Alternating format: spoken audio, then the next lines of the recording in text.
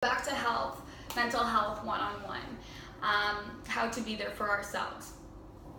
And I honestly think that in order to be there for anyone going through something or seeking advice or just asking for support, it is so important. And it's just vital. It's vital that you are well taken care of first.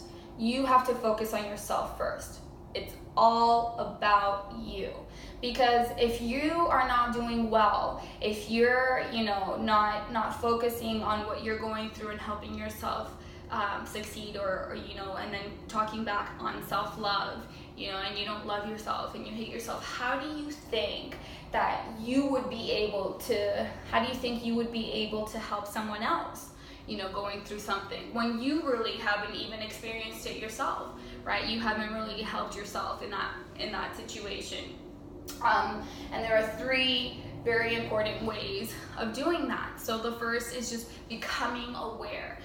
So what does it look like when you're feeling unwell? Like, do you call into work sick? Are you skipping classes more often? Are you engaging more with drugs and alcohol? Are you, avoiding social events because you just want to be alone and you don't want to socialize? It could be a range of things. It could be all of these things. So once you identify, what harms you, what is harming you, or what does it look like when you're not, when you're going through something, you should definitely then start to think, okay, so then if I'm going through this, what's gonna make me feel better again? So this can be, again, like a whole range of things for people. It depends what your hobby is, it depends what your interests are, what you're into. It could be music, like if it's dancing, just go out to the clubs, go learn some salsa, get into the groove. I know that, dancing always puts me in the mood. So it's great. It's a natural, adrenaline that it makes you feel good inside, and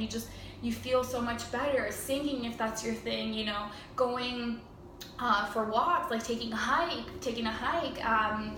painting, they're playing a sport, swimming. There are so many things that you could be doing, exercising, right? So whatever makes you feel good at the end of the day, whatever makes you feel fulfilled inside yourself, is what you should be doing, because that's what's going to help you get out of feeling, a little bit crabby. And then who else can you talk to? If you have those friends that, are always going to be there for you, and, or just, even if it's like a call or a text, and they just have some encouraging words to say, someone that's going to uplift you and be a great support system, is going to be positive and a positive influence for your life. I feel like it's super important.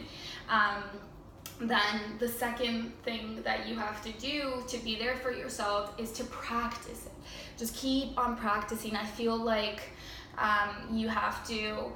this is a lifelong process, and we may not even ever get there, right? Because I feel like we're always going through different stages of life. We're never going to be going through the same things. We're always going to be evolving, and that's what this whole journey is about. It's just embracing life, embracing what you're going through, and learning how to be happy.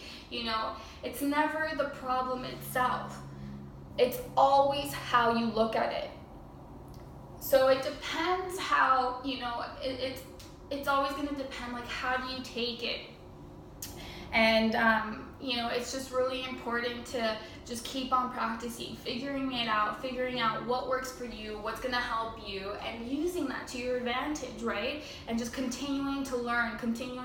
So just think back on, what you went through back in college, but now that you have a job or you're married, like, how is it different? How can you deal with this differently?